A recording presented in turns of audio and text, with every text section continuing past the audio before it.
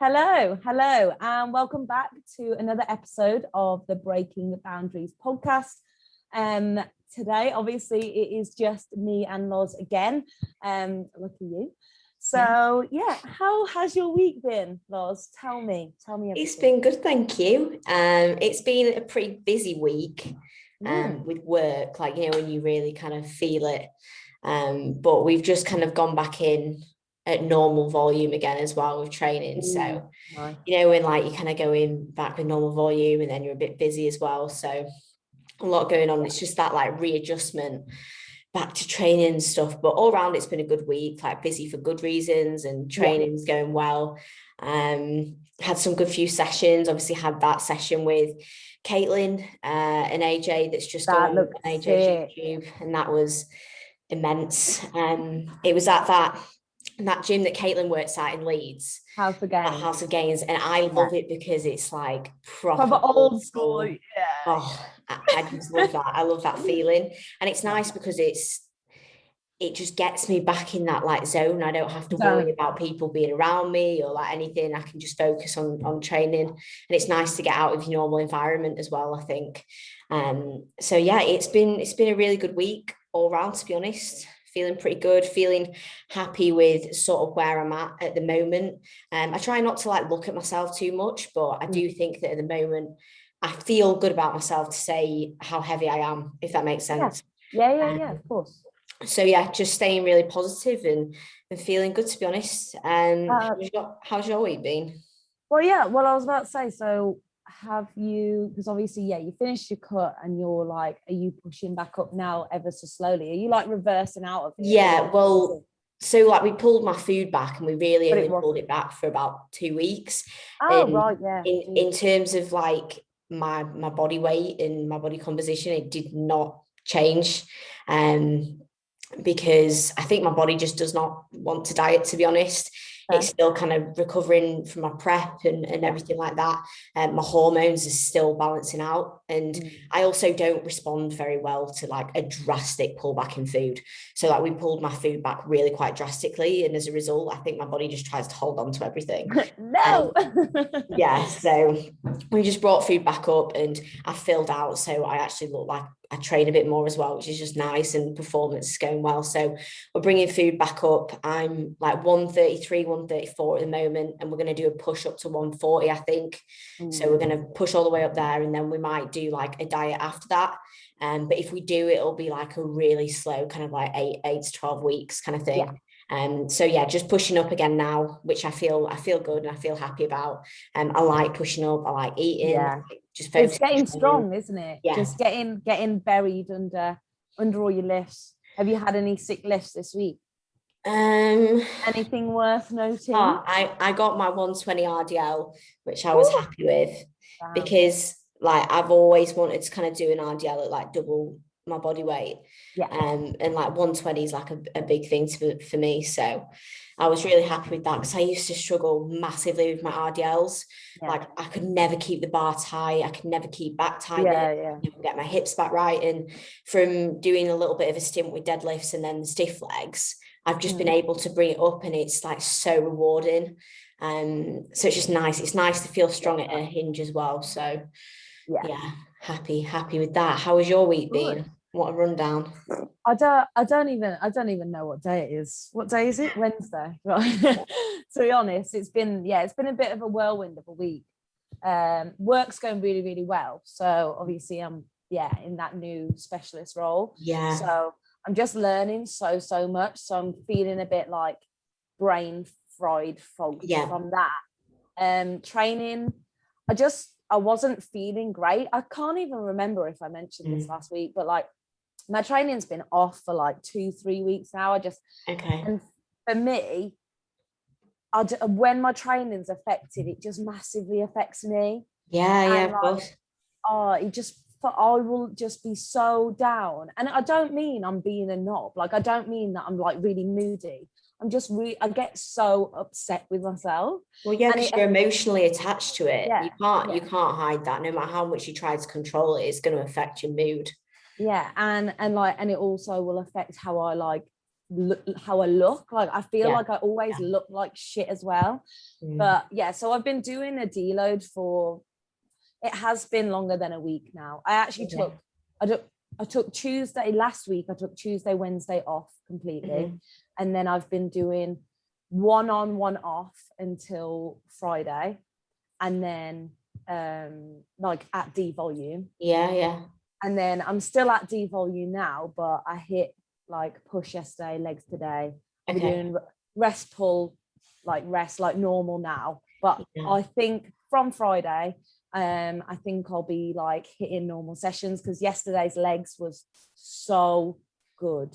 Oh, that's like, good. Oh my God, I was absolutely buzzing around the gym. Like I probably pissed everyone off. I was like, I was like talking to everyone. I was like, "You're right. How's it going? My session's really good."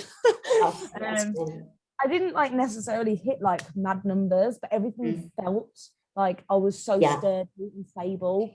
And I felt like, well, next week I can definitely hit more than that, because I'm still not doing like mad force reps, because else I'm still not going to like take off that fatigue, you know.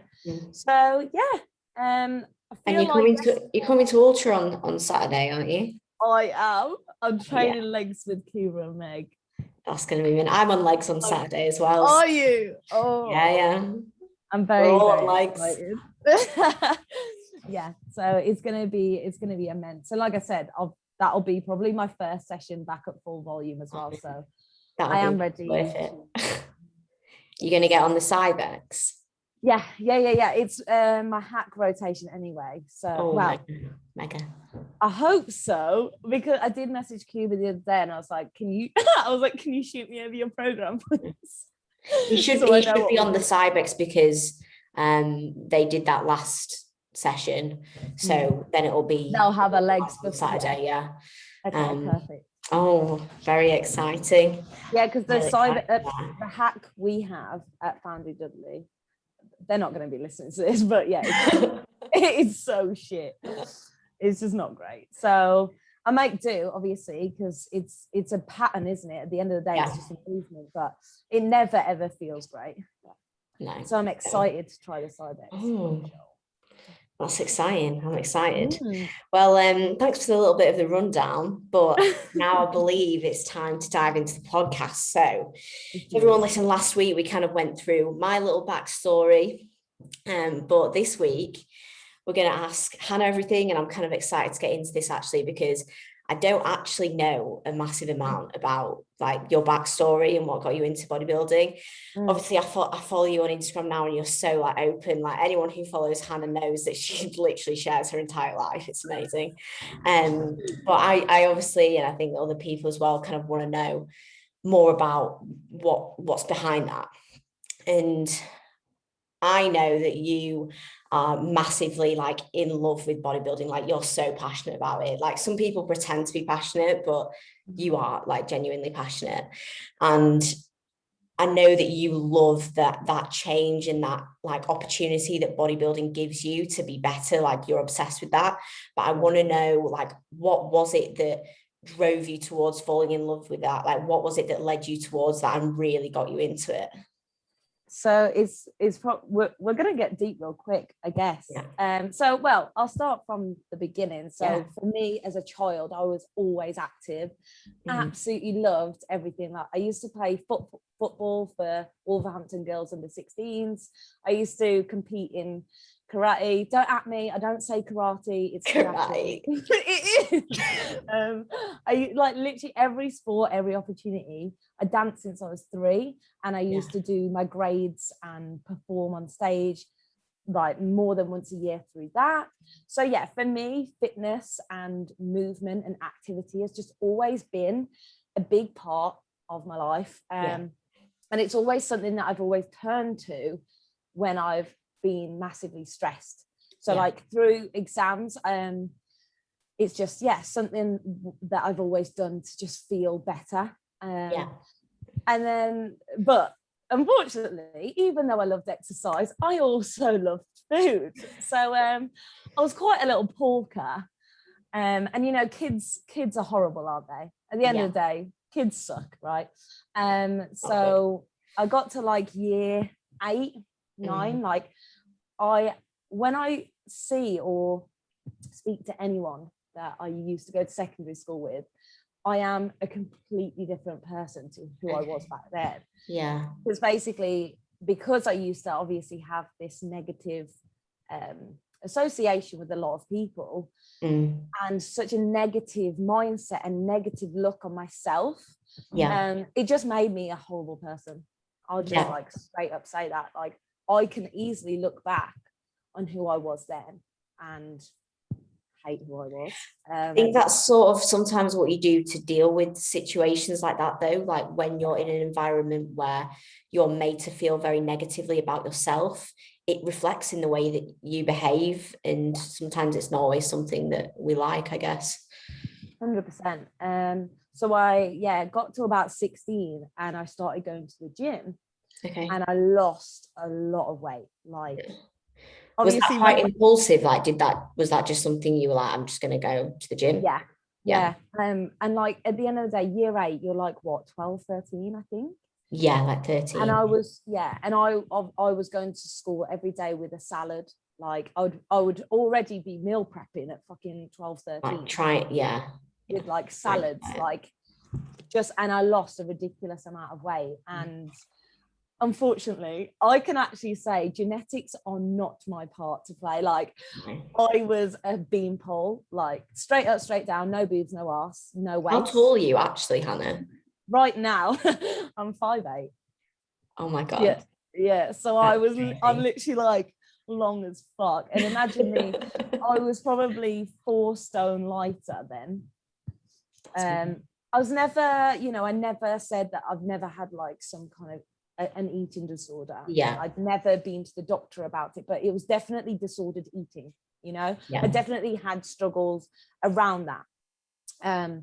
But then I guess hopping forwards a couple of years, how I actually fell into bodybuilding was, I started going to the gym and I lost a lot of weight, and I didn't like how I looked when I lost that all that weight. So I decided, you just feel like skinny. Yeah, exactly. So I used to go to the gym on and off to just like build on that.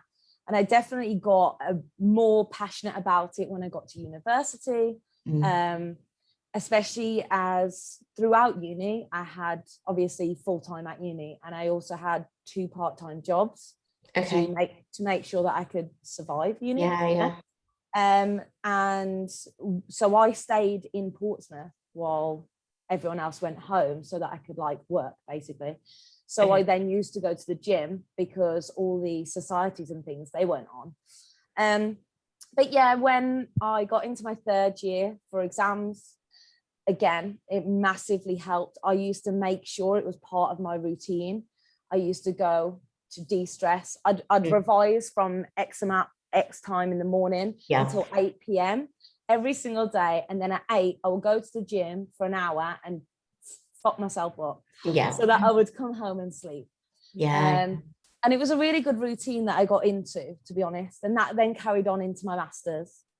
But then can I ask, like, I just want to like backtrack a little bit.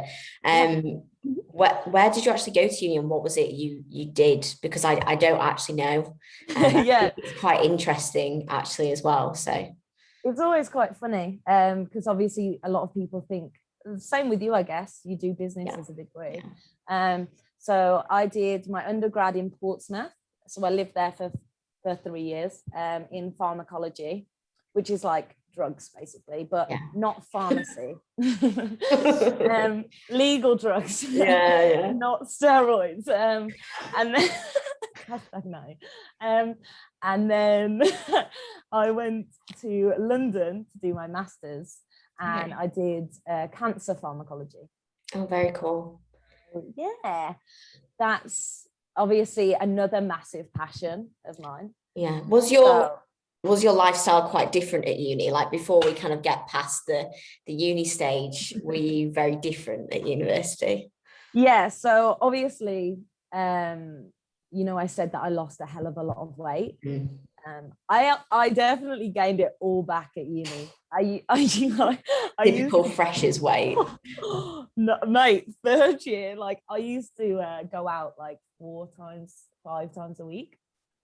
And like I actually remember I would go out and sometimes I would just go to my lecture. I wouldn't go home. Fairly standard though, isn't it? To be honest, but I don't know how I did that, because now if I don't get 7 hours of sleep now, I'm like, game over. Yeah, I can't cope. So it was a very, very different lifestyle. I carried that proper like bad diet drinking belly, you know, that ring, like the gut. Yeah.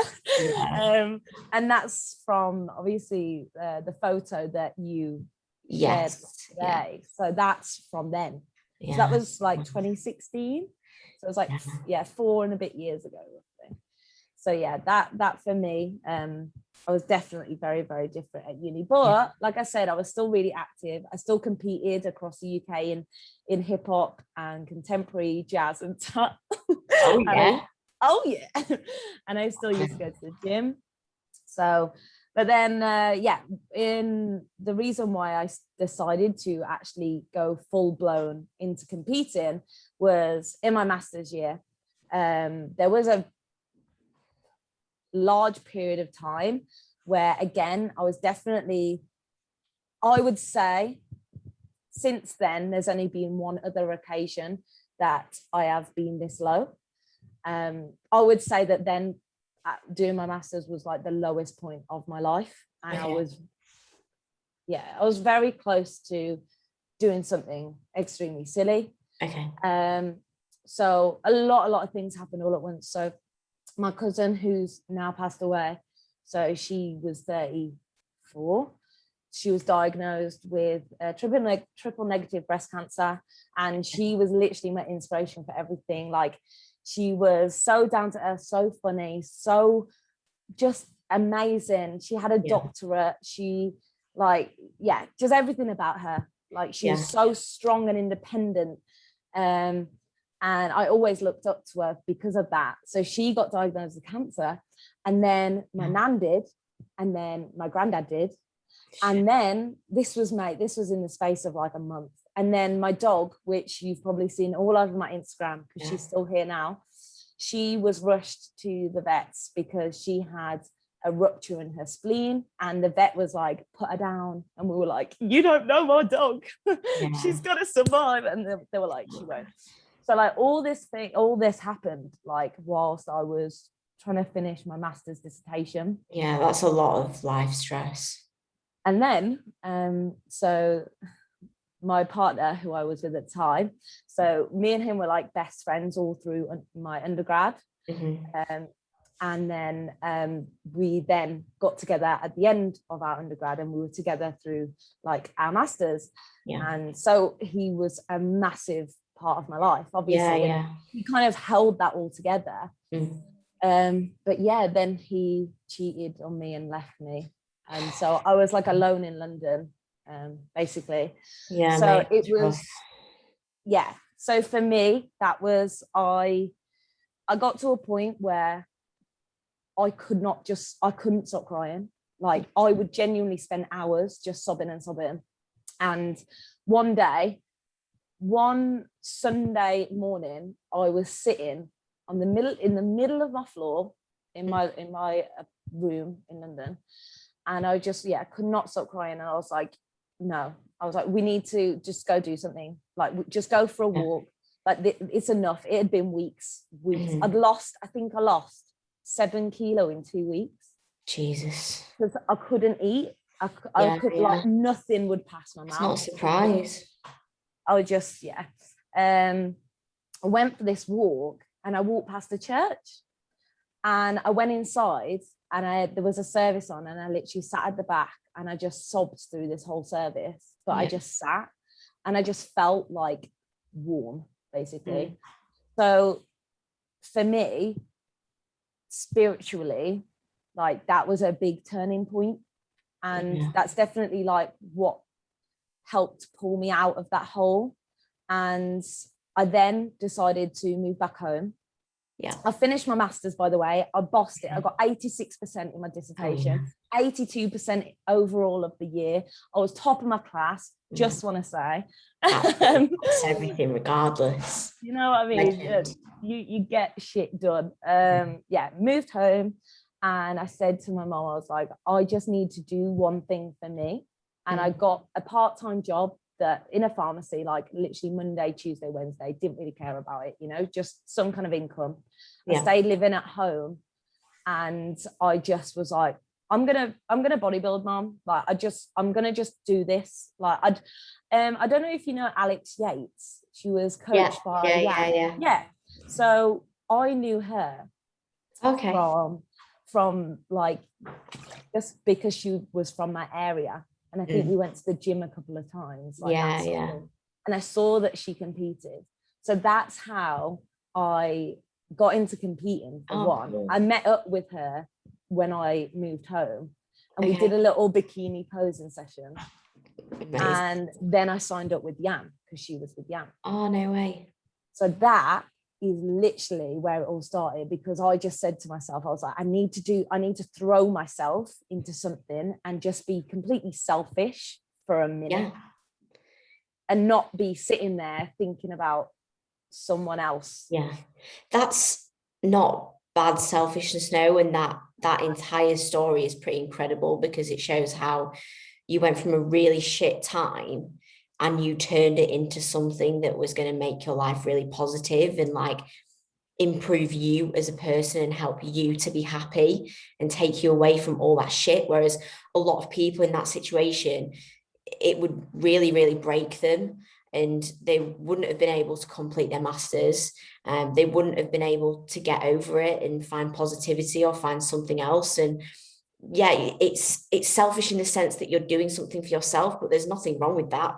We should live to do things that are good for ourselves and make us happy. So that's honestly like incredible, and I didn't know any of that. So it's one of them where I feel like it is such a long-winded story, but it's almost like none of it makes sense if I don't say it all. Yeah, of course. But I'm literally shaking just talking about it. Yeah, it's so I was mad, my eyes, mate. My heart, but like you say, it is that good kind of selfishness. But at the time, I just felt like, no, I am just being selfish, like, because at that beginning moment, I had no idea what was going to happen. I had no idea that this was going to turn into such a positive impact in my life. I had no idea that it was going to completely change my life, change my path. Yeah. For me, I was like, fuck it, I'll compete. Let's pop on stage. You know, yourself, let's have some fun. That was it in my head. Yeah. I said to my mom when I started, I was like, like I'll probably just do this once. We'll just see how it goes. And then fell head over heels, you know. Yeah, that's mad. The coolest thing about that as well is that you come across as well as a very, very positive person. Like, and this is the thing about social media as well, and not kind of knowing someone, is that you can see someone at face value for what they put out on social media, and I would just assume, or someone would just assume, you know, that you have this amazing positive life and you always just have no worries and nothing ever bothers you. But like, that's not the reality. And often to kind of get in your position, you have to actually have overcome like some proper shit times, basically, to really like learn how to see the positive side of things. So that's just really cool, to be honest. So thank you for kind of sharing that. No, I do think that in a way, I know it sounds so cliche, doesn't it? But you know, when you're like, not everything happens for a reason, because I wouldn't wish any of that to happen to absolutely anyone. However, everything that has happened in my life, and I'm not doing a woe is me either. Like, at the end of the day, so many people have gone through so much, you know, but I just think that there are also so many other people out there that would absolutely dream to have my life. Yeah. You know, and that is what drives me every day, because I know how lucky I am, regardless of what I did go through. I am still so extremely lucky to have, like, for example, my cousin. Like I said, she passed away just over a year ago now. I am so lucky the fact that I knew someone that had such an impact on my life. Like, some people will go through life and they'll never meet someone that is so influential, so incredible. I'm lucky to have even had her in my life for the amount of time that I did. And I think that, the hard times do make us. And I do think that people will look at me and they'll just be like, oh, toxic positivity, or they'll be like, oh, she's got such an easy life, this and that. Like, mate, if you had any idea about, we don't even have time, but do you know what I mean? I think of course, it is perspective and mindset, and it's just so important. That's a really good takeaway from that. But I want to kind of move away from that. We'll start to talk about some more of the really positive and cool stuff.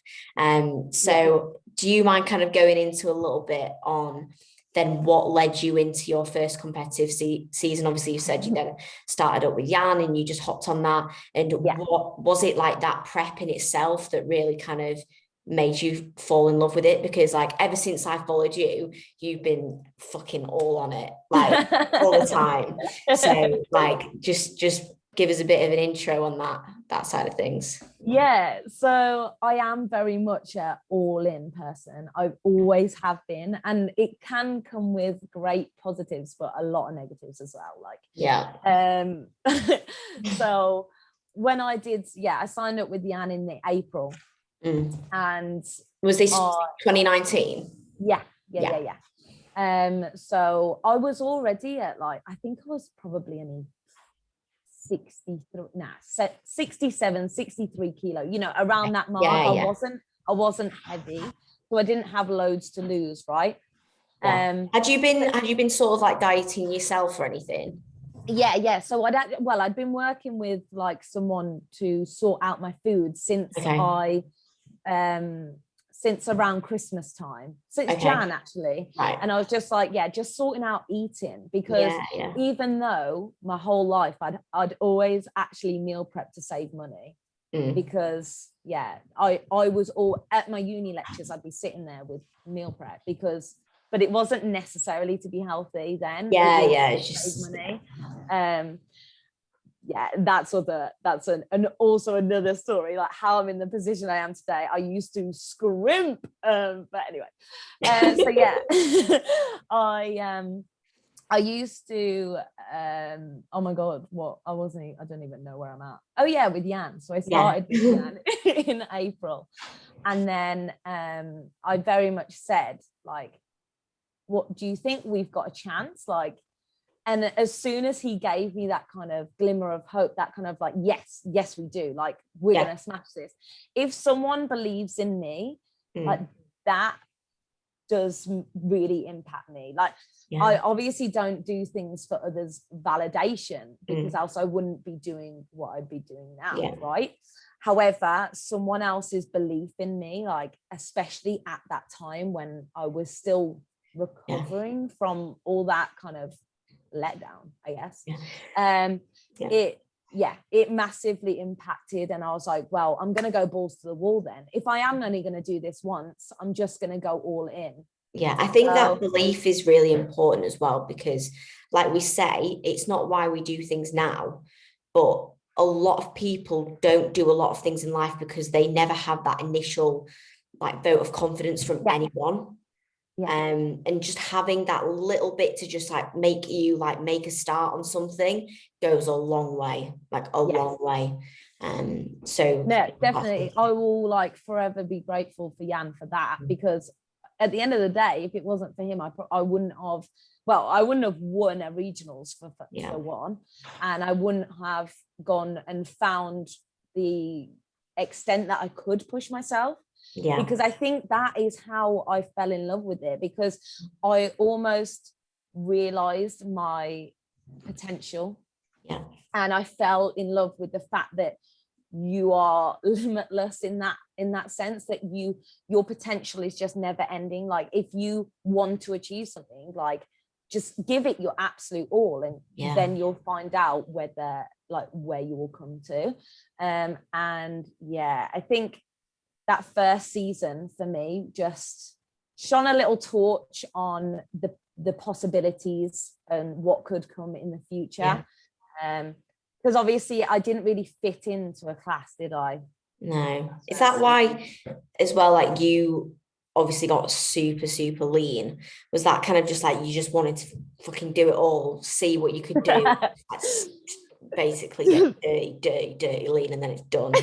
Yeah. So, well, to be honest, so when we went for the first competition, they said in that first competition, like June the 6th, I think it was, PCA first timers, I went for athletic figure then, and they told me they told me to go into toned because I wasn't big enough. Completely respect that decision because I definitely wasn't. However, they said that I was too lean for toned. Okay. And instead of us kind of being like, oh, okay, well, let's fill up then, I was like, well, it's only been 6 weeks. Like, let's fucking go. Like, I feel okay. And again, was your diet pretty harsh then if you did like, you managed to get into some sort of stage condition in 6 weeks? Yeah, so weirdly, I actually found my old prep plan like the other day. Oh yeah, I saw a glimpse of your calories, I think, on your story. Yeah. So to be fair, it was carb cycling. So let me like clarify that. Yeah. But like a low day, there were a lot of low days, was 1,254 calories, 69 carb, 33 fat. So then that's like a heavy body weight as well. Like you're like tall and you weigh like 60 odd kilos or something. So that's low. That's low food. And then that I also, obviously this wasn't the whole prep, but at one point there was that, and then 45 minutes Stairmaster fasted, and then 20 minutes, 30 seconds on and off sprints post-workout, and 15 minutes incline, like fast walk. And obviously then work training and steps on top of that. But like I said, I am very much, I will go all in. So for me, even though in my head I was like, well, I've got cardio after training as well, so maybe I'll go light on fasted cardio. Mate, I was on level 14 at the end of prep on Stairmaster. Honestly, I don't think I can physically do that. I don't know how I did it. I genuinely don't know. And and again, like, so I had that one job that was Monday, Tuesday, Wednesday, and then because I then realized how expensive it would be, I then got a second part-time job, so which was in sales, which was sometimes it meant that I was doing my fasted cardio. This was a lot, by the way. I'd go to the gym, do my fasted cardio, and sit in the corner, eat my wait half an hour, and then train, and then I'd go do my job, and then I'd go home, and like that day in itself would sometimes like 16 hours. Shit, me. That's heavy. Yeah. That's heavy. It was mad. But again, I was literally like, let's go. Let's fucking go. Did you like love all of it though? Like, did you love it all? So you know what I'm actually really proud of is the fact that I went to every social event that I was asked to go to. Yeah, I know, you went on fucking holiday. Yeah.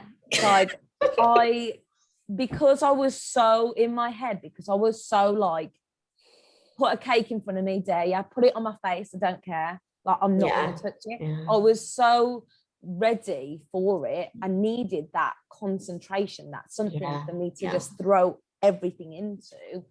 And yeah, I would say I loved, I'm going to say like 60%, because it was hard. Yeah. Like I had actually, it was kind of my own fault as well. Like, but at the same time, I didn't know better at all. Because for me, I obviously now I think about recovery, rest and sleep so much.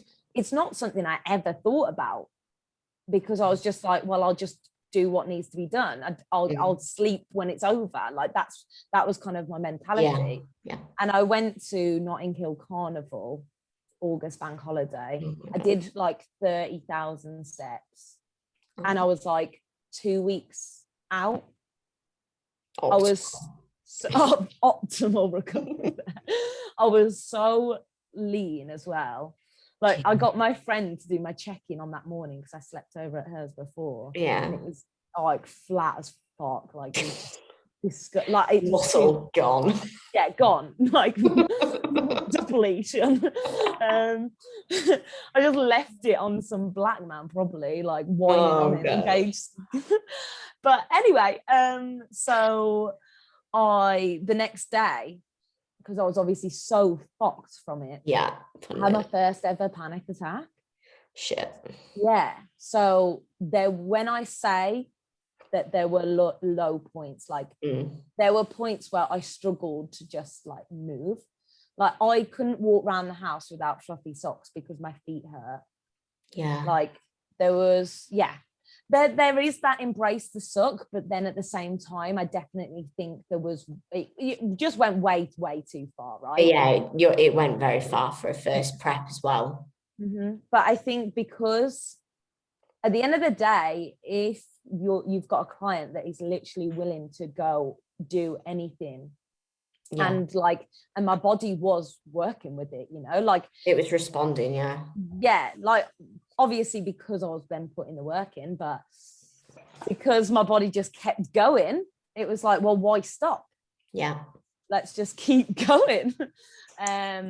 So I think obviously this time round it's going to be a very, very different prep. We actually know that we're not going to go as lean because it took so long. I think it took about 2 weeks. Even with me, my post show wasn't fab.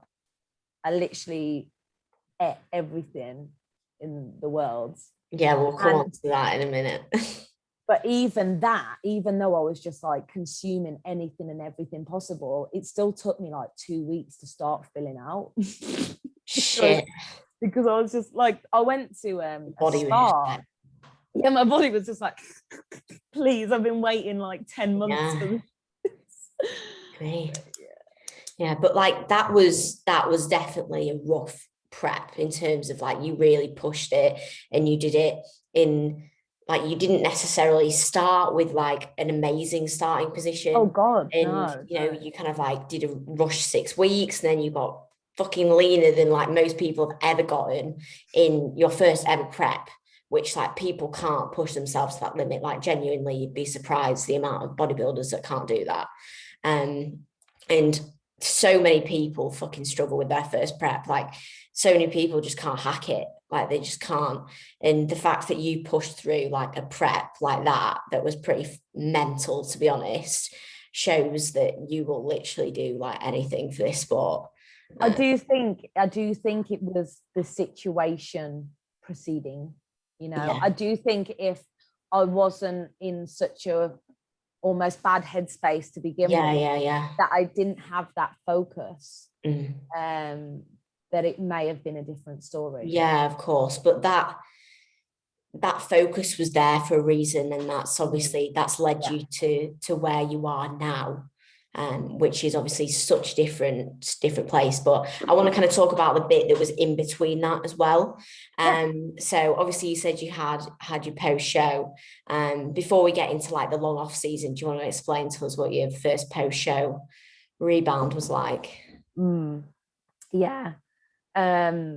one word, like uncontrollable. Okay. Like uncontrollable. Because did you leave your coach after your show? So I stayed with him for a few weeks. Okay. I do know as well, just kind of to say, I do know that he works for a lot of people, and apparently and I do know he works really well with a lot of people, but you have to find a coach that works for you, right? Yeah, everyone has very different methods, so. And everyone has different experiences with their coaches. So this isn't me slating him. This is just at the end of the day, my experience, right? So I did stay with him 4 weeks after, I think. Okay. But I did know before finals even came round, I knew that I was going to leave him because I wasn't happy with like the relationship, with how it was going, and the approach, you know. So yeah, post show, you got to think, yes, I did have, I think, 3 weeks off the whole of my prep. I think I had 3 weeks off, like I could enjoy food and eat what I want, etc.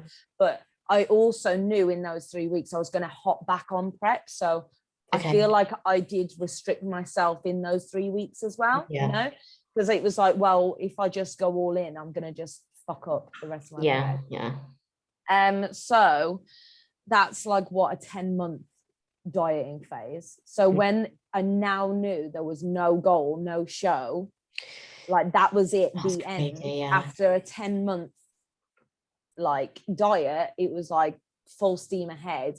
Like I had countless nights where I'd be lying in pain from how much I'd eaten, because it was just like I was so bloated. Like it was just like agony because I just couldn't stop.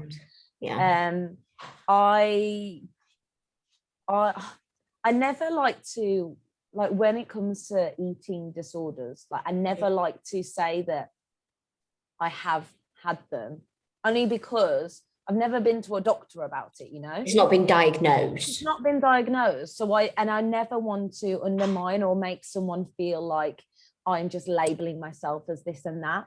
However, but you can still experience the same thing without necessarily being diagnosed with something. So. No, 100%. So I definitely suffered post-show with binge-purge episodes, like a lot. It's something I massively struggled with, and it was so evident on my body as well. Like I had so much water from just the constant cycle. Were you still training like at this point though as well? Yeah, I never stopped training, because again, that's just something that I've always loved. So it was never something for me that like went out the window.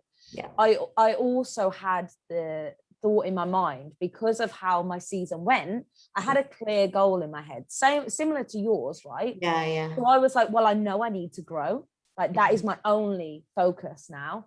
So there was no way I wasn't going to be training. So but unfortunately I just couldn't. I really struggled with trying to get that healthy relationship with food again. And so I left my coach around before Christmas time, so probably between November, December. And I decided to go into a cut, right, with myself. Because I'd put on so much weight. Because I don't know figures, but I remember telling someone how much I'd gained in like 4 weeks, and they were like, fuck. But I was also like, but I was very lean, so I actually needed that. I needed to gain at least some back, you know. So especially as a female, like there is a thing post show where you need to gain quite a drastic amount of weight instantly, but obviously in like a controlled and healthy way. Which was not the case. So I tried to go into a cut, which then continued this like really bad cycle with food. And it was one of them, because I didn't have a coach to guide me. I'd be like, right, I'm gonna cut, and then I was like, actually no, I need to grow, so I'm gonna go in a surplus. And then I was like, but I can't control myself on a surplus, so now I'm gonna cut because I look like shit. Because I did look like shit, because I was uncontrollable. So that's when I started to look for a new coach, because I knew that I needed help in a way. And by help, I don't mean like a counselor. Like I know I just needed that education, that guidance. Right? And I think as well, when you're in that position where you're post show, you've been dieting for a long time, your head is fried, like it's so fried. Like you feel really weird post show. Like anyone who's not experienced it, like it's a weird feeling. I would say it's harder than prep. It's the worst bit. Like you just feel weird. So you're not in any like position at that point to be making any decisions yourself, and you need to have, like in bodybuilding as well, like you need that guidance and accountability and someone to educate you all the time, like irrelevant. So it makes perfect sense. So that again, around I'd already been looking since probably August. at different coaches and different like people, and I'd been following not just Cuba, like Josh McHale, Jace, even like quite a few coaches, that because even though I did want to be educated, I also still want to fucking win. So it was one of them where I was looking at the people that were also getting the results. But then for me, Cuba was someone that obviously likes to push women up in their off season, for one.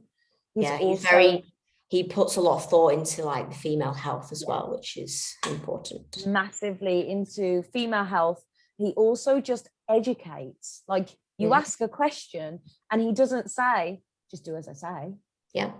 He actually gives you like a full-blown explanation. Like I'm still learning like every single day, right? So for example, I feel like at the minute, since I started prep, I've been on gluten-free pasta.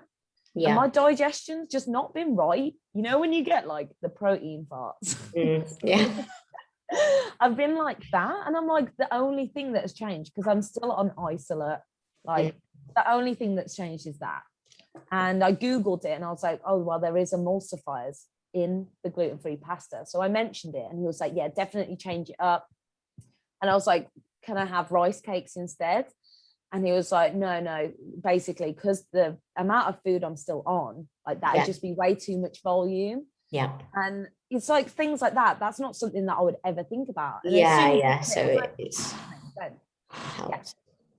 So yeah, that he definitely stood out to me for someone that was going to not just dictate, but actually take me on this journey, as sad as that sounds. Yeah. So then I reached out to him, I think in March time. Yeah, I think that was I obviously remember when because I was working with him at the time, so I remember. And I had a call with him and like could tell that like we gelled straight away. But also I had that just mad respect for him, which I feel is really important with a coach as well. Because if you don't respect your coach, then you're probably not going to do what they say. And you're not going to want to make them proud as well, you know. So yeah, that's where I then went into. We tidied up for a little bit because, like I said, my body comp was just shot to bits. And then we went straight into an off season, and well, then that's when fucking lockdown happened. So it was a great time to actually get a coach, to be honest, because God knows what would have happened if I hadn't have had, again, that kind of guidance at that time. Would have been drastically different. Yeah. But you had like a pretty successful off season, like with Cuba. And it was really nice to see as well, because you documented a lot of it. And I just kind of come to the end of my off season, and I'll admit, like, I didn't really share like anything at all at that point on Instagram, because I didn't feel like massively great about myself. I was just focused and just did what I did, but it was never something to share on social media. I was like, I can't share what I'm doing right now. And it was really nice for me to actually see you share a lot of that. And you did get, I hope you don't mind me saying this, but you did get quite heavy. As well. I did it proper. But like, do you mind me asking like how you like honestly felt about that? Like particularly going from being so lean to obviously like sorting your shit out and basically getting in a really good place with training and nutrition, but still getting like really heavy, because at the end of the day it makes you look drastically different and feel drastically different. So how was that whole experience for you? Yeah, I would say for me, when we started pushing up, because it was so slow and steady, and because my only focus in my head was getting strong and building and growing, right? Yeah. And honestly, because I literally trusted him to 100%, I was literally like, you know, here you go, just like, here's my trust, you do what you will. So I actually got up to 78 kilos. Which is like, so if people know stone, I think that's like 12 and a bit, 12 and a quarter. stone? No, I honestly couldn't tell you, but well, yeah. So when you think so, and if you know stone, my stage weight was 8 stone. So that's like 4 stone. That's like a child. Yeah, that's mad. That's mad. So I think, yeah, but mate, you know how I said I put on a lot of weight? When I joined Cuba, I was 72. So from mid-October to March, I'd gained like 22 kilo. Yeah. Oh my God. That's a lot. That's a lot. Yeah, that's what I mean. That's why I was like, my body looked like absolute shit because I was just like, yeah, that's mad. Yeah. So then, yeah, started with Cuba and started, pushing up. And in all honesty, towards the end, I did start to feel like a little less comfortable with how I looked. But it's so strange because I still wanted to I put up every single check-in still, all the way up to my peak weight, all the way up to 78, because I did find it so important, because I hadn't seen anyone document their off season either. And even though I knew I was still very new to the sport and just bodybuilding in general, I just thought that, yes, you see the pros do it, but at the end of the day, when pros do an off season, they still look fucking sick, don't they? Yeah, like, they don't have to make that drastic no, because they've got so much density that it just doesn't really touch the size, do it? They just look a little bit softer, but they still look incredible. Whereas when you're doing like your first real push-up, it looks different because you're building that muscle density, so you're going to look a bit fucking soft. I looked like a Mr. Whippy, but it's okay. But yeah, so yeah, in complete transparency, at that point, at that peak time, I definitely had like a dip in my self-confidence. However, I also kept my focus with what was important. Was my training good? Yes. Was like my strength just continually going up? Yes. Was my form, my focus improving? Was every other aspect going well? Yes. Then I actually don't give a fuck about how I look, because in all honesty, who cares? Yeah. Like, what? Is someone gonna like tell their friend, oh, Hannah looks fat? Oh, I don't give a fuck. Don't care, mate, I'm getting stronger. Yeah, like, do you want to fucking arm wrestle? Like, let's go.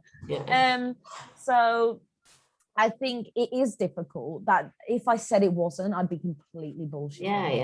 However, when you do have that focus, when you do know that end goal, then it makes it that little bit more easy. And at the end of the day, it's also not forever. No. Whatever you put on, you can get back off, which I find is actually something that I told myself and made a big difference, because I think a lot of people, they worry if they put on weight, then that's it, like they're just going to get fat. If you can get it off. I think that's why I don't care about getting fat either, because I know I can just diet it off. Like when someone educates you with like the understanding that, you know, you go into a surplus, you go into a deficit, it's literally as simple as that. Just follow it and it'll happen. Then you have nothing to worry about. And that's where like the trust element comes in as well, like in your coach. And I obviously spoke about that in the podcast last week, saying how when I went to push up weight, I wasn't worried because I had my trust in Cuba. And that was all that mattered. And that's why it's important to pick a coach that you can work well with and you can trust, and really, really ask your coach about their methodologies and their reasons behind doing something. Don't be afraid to ask them. And if they give you a bullshit response, then they're not a good coach. They should be able to respond to your questions. So,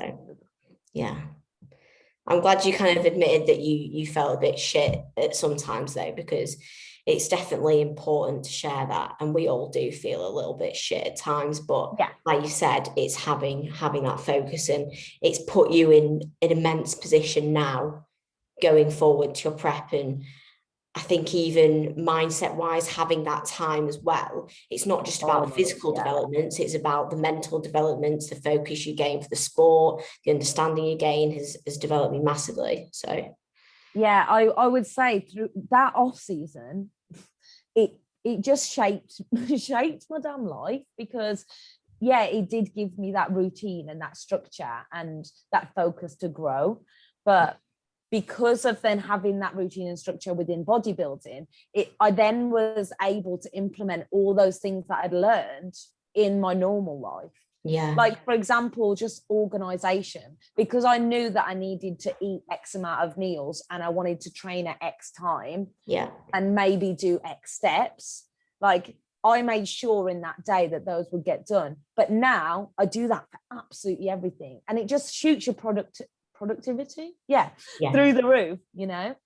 And I think that's probably been one of the greatest things that I've learned. Like, it has made such an impact on like all different aspects of my life. Yeah. But and like you said, like pushing up that high as well, like that gave me almost the wanting to then diet, you know. Yeah. Like I didn't feel like, so many people, you see them prep and they're off season, they were hungry. So it's like, well, how are they going to push themselves in a prep? Because they've been hungry all fucking year, mate. Yeah. So like, what's the difference? Whereas because I was able to enjoy myself, you know, have off-plan meals still, have social events, do this, do that, that then gave me the freedom with the structure. And then going into a prep, that means, again, I will go all in because I've had my fun. Now it's time to switch on. And I think that's the big difference, because if people do an off season and they barely push up, then they're not going to switch. They're not going to be like, right, game time, because to them, they haven't really had that fun. They can't flick the switch. There's no switch to flick. Yeah.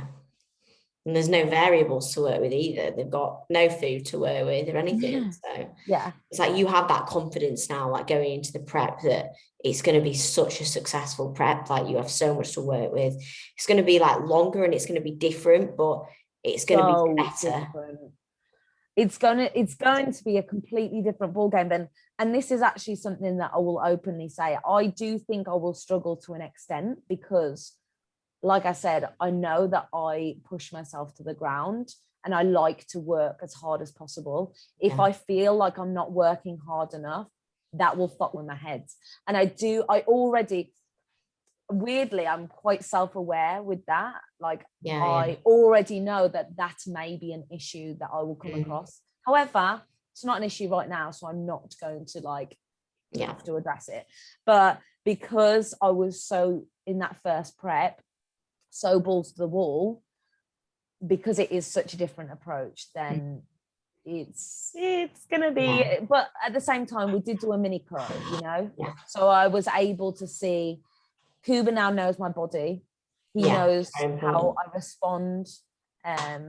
So it's like, it's a learning curve, and it's important to like have those different experiences with it as well. And for you this time as well, to understand really like what a bodybuilding prep is like, because at the end of the day, it's like doing as little as you can to get into the condition that you need and retain the performance in the gym, because like Kuba reiterates this all the time, but it's like, you know, it's a performance sport. You know, you need to make sure that your training is spot on. Like, what's the point in just dieting and doing loads of cardio but not recovering, losing your muscle, having shit training, and just looking like a swimmer at the end of it? That's literally what I look like in my bikini on stage. Sorry, wrong sport. Oh, I turned up to the wrong arena. Sorry, guys. Sorry. No, and again, that's something that I've already had to kind of speak about and address with Cuba. Is, for me, being a natural athlete, you know, recovery is a lot harder, especially in a prep, especially when your expenditure is high, your calories are low.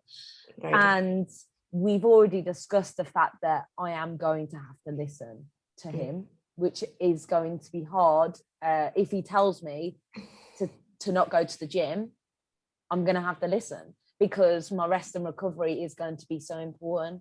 And obviously having a job like I do, it's not something like, oh, I'll just sit at my desk all day. I don't choose. So, but that's at the end of the day, that's the choice I make. And also, yeah, of course.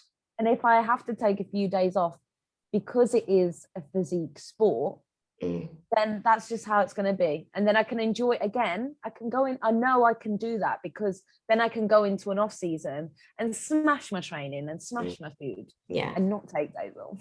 Yeah, exactly. Appreciate every part of it. But on that point, I also just want to ask you a little bit about your job as well, because you obviously don't work in the fitness industry, which I think it seems like nowadays everyone's coaching or doing something.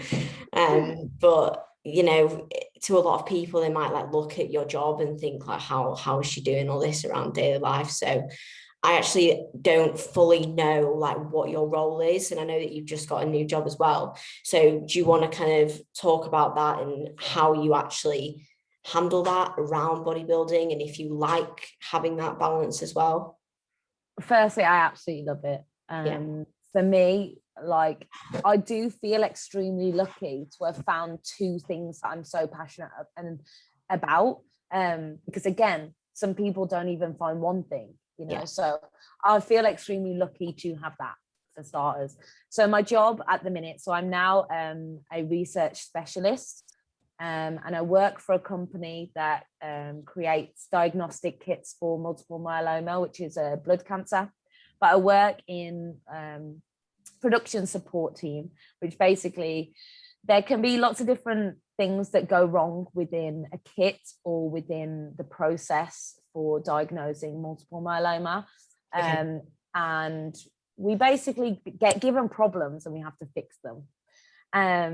Because at the end of the day, science, technology, it's like we're forever learning more and more. So we just have to basically address those things. So we get given projects, and I've got two at the minute, and they're quite exciting. Like, one is something called a proteostat SOPA orange assay, which is looking at a precipitation.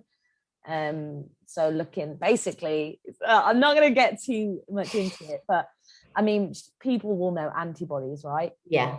So we specialize looking at antibody information. And I'll leave it at that.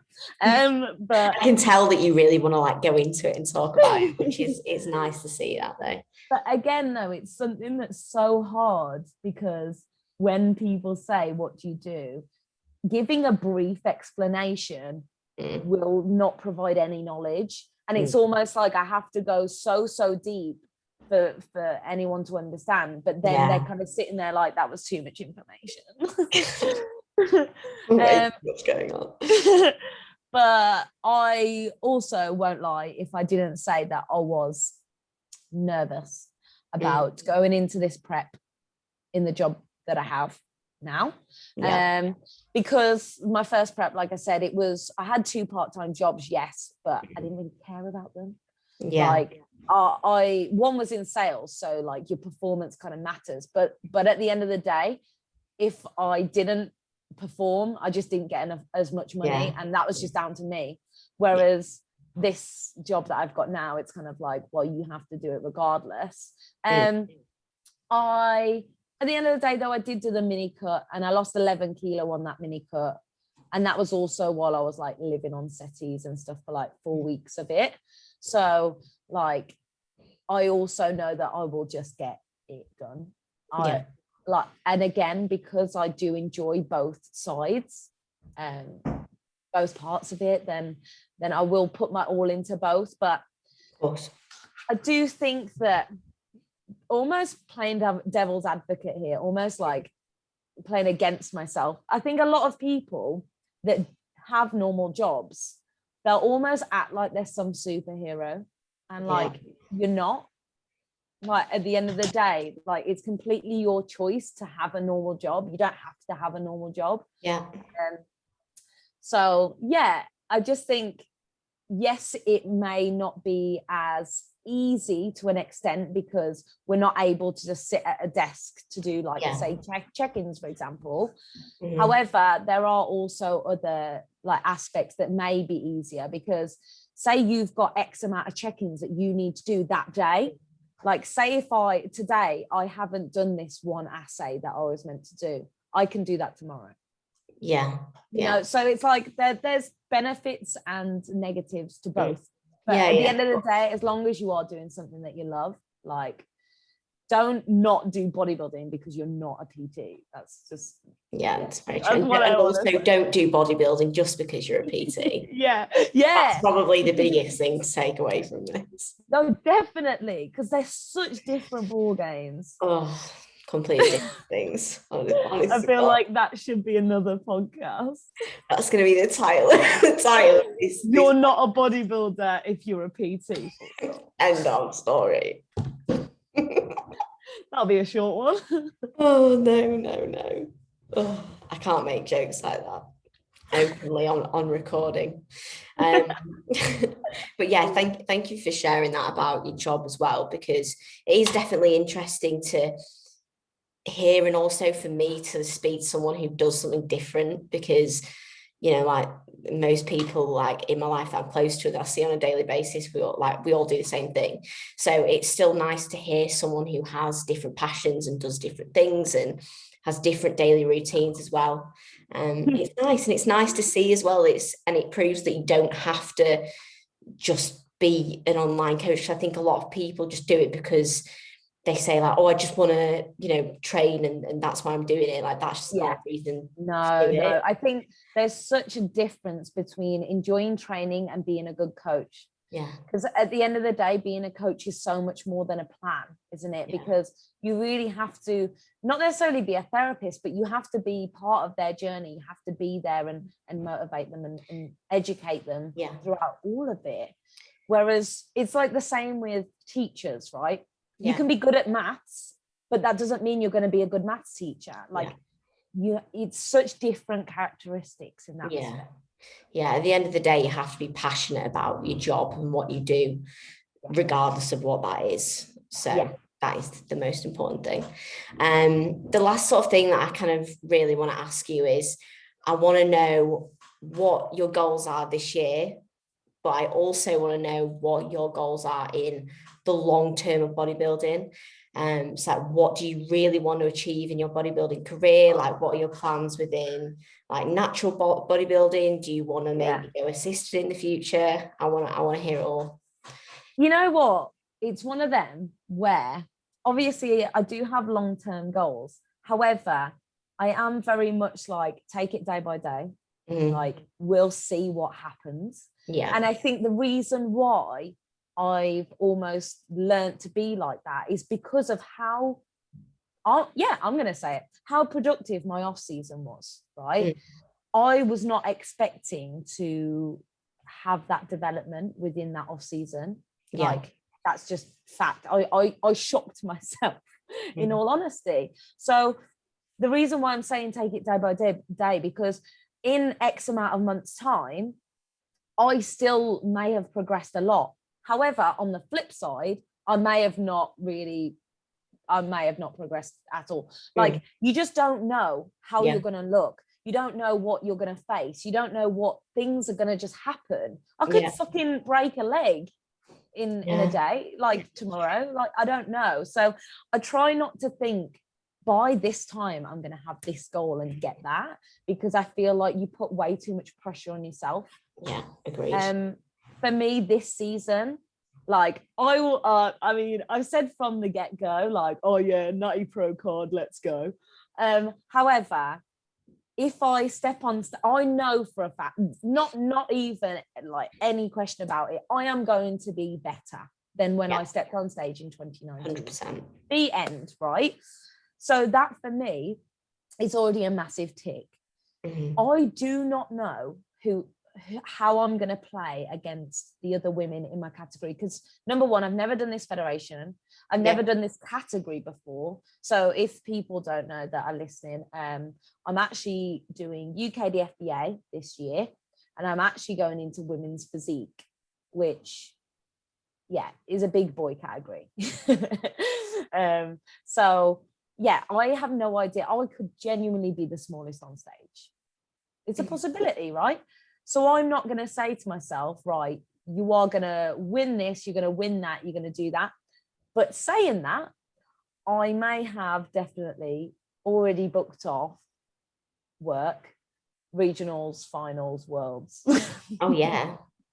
So and the natural Olympia. So. Epic. So at the end of the day, I'm like, I will see what happens. Yeah. However, I will make sure that there is no stone left unturned for me not to go all the fucking way. Yeah. I think it's like, it's good to have that day-to-day approach to it. But at the same time, there's nothing wrong with wanting to fucking win and do well, because at the end of the day, that's kind of like why we do it and why we compete. Yeah. So, yeah. So, and then long term, again, I've always said to myself, well, not always, the past couple of months, I've said to myself, this season is definitely going to be very telling. Okay. I will be able to answer this a lot better after this season. But because I haven't been in any natural federations again, I might not fit the category. I might not fit the criteria. I may have to then go back into PCA. I may have to go back to the different federations, you know. But long term, I actually I want to stay natural for now. That's the goal. If I progress how I am, then I don't see the need to go assisted. It's not something that you want to do necessarily. Like, you don't have any goals of competing in the IFBB or? No, not really. Especially now that IFBB, I have two bros are like going into the natural side as well. Yeah, of course. Like, they're going to create a lot more opportunities, which is amazing to see. So yeah, not now that more opportunities are opening up. But saying that, I will never say no, because say I get to next off season and I look the fucking same, then I will want more. Yeah. Even now, someone asked me on a Q&A the other day, they were like, do you worry that you're going to get too big? I was like, mate, I want to be like 7 times bigger. Like, looking, even in this video, looking at my arms, I'm like, yo, you're small. Why is it's so annoying. It's the most annoying thing that any person ever can ask is like, you're going to get too big. You're not worried about getting big. I wish. I'm literally like, do you know how much I wish I could just get big easy? Like, seriously. You know how hard I am working to look this small? Do you not know how small natural females look? Like, seriously. You look like a child. It's okay. But like, so long-term wise, I would obviously love to go. I want to turn pro naturally. Yeah. That is one goal I am not going to stop until I get. Yeah. At the end of the day, so I've turned 20. I've turned 25 this year. That is disgusting. I forgot about that. Hey, you know you're near 30 now. You know what, mate? It's really upsetting because when people ask me my age, I'm like 22. I'm not 22. I feel like we should be allowed to at least take 1 or 2 years off after this. Yeah, I think that's all right. It should be fair. But yeah, so I'm 25 at the end of the day. I haven't been in a relationship for 2 years, so there's no one I'm not going to have a kid anytime soon. So I've not got that to think about, worry about. I can carry on being selfish. Yeah. So I'm just, long-term natural pro. And then who knows what may come of it. Oh, that's sick. Dun, dun, I dun. like that though. I like that. It's exciting. And I also think that that's a nice little end to this as well. And we've literally gone through like your my whole life up to where we are now. And it's been nice for me to listen to it as well, because I didn't know so much of that as well. So thank you very much for kind of sharing that with us. Have you got anything else at all that you want to add to the end of the story? No, I don't think so. I guess a little like kind of take home from that, I'd say, like, no matter, it's so cliche, but no matter what you do go through, like, genuinely, if you want to do something, just make it happen. Like, if you are passionate about something, just do everything in your power to make it happen, because the happiness, the pride, the gratitude that comes from it is it's unexplainable. And you can always look back and just be just so thankful of the hardships that you may have come across, because they have shaped you to how strong you are now. And and again, like every single bad day that you have had, you've got through that. 100% of them you've got through, so you can get through any other day. Yeah, I think that's a really nice take home, and that's been our like dominant message really over the past 2 podcasts as well. So that's just a nice message to share to anyone, like no matter what kind of time you're going through right now or have been before, like there's always a way you can get through it or channel it into something better in your life. So yeah, that's a really nice message I think that we've put across. So I actually did want to just say, like, after your podcast last week, we had so much amazing feedback and messages from people massively resonating with it. So yeah, I just want to say a massive thank you to you to opening up, because so many people did relate to that, and I think you helped a lot more people than you probably realized at the time. That honestly, like the messages that I got from that meant, like I can't really put it into words, but it meant the world to me. And to know that by me sharing that, it's helped some people, because that's something that I always wish that I could have got from somebody else. So the fact that I've been able to share that and help other people, and I said this to all the people that did message me, but if anyone like related to that or has any issues regarding that they're worried about, literally I will answer any messages and any questions. So do you feel free to message me? Hannah is exactly the same. So you can message either of us if you've been through any experiences that we've both shared in these past 2 podcasts, and feel free to send us a message. We are always here to chat. But yeah, on that note, we just want to say like a huge thank you to everyone who has listened to this episode. We hope got to the end. Yeah, well done for making it through. But we hope it's been a nice one for you guys to listen to. We always appreciate the support and everyone listening and all the shares and everything. It does mean the world to us. So yeah, thanks so much. And we will be back again next week. Bye.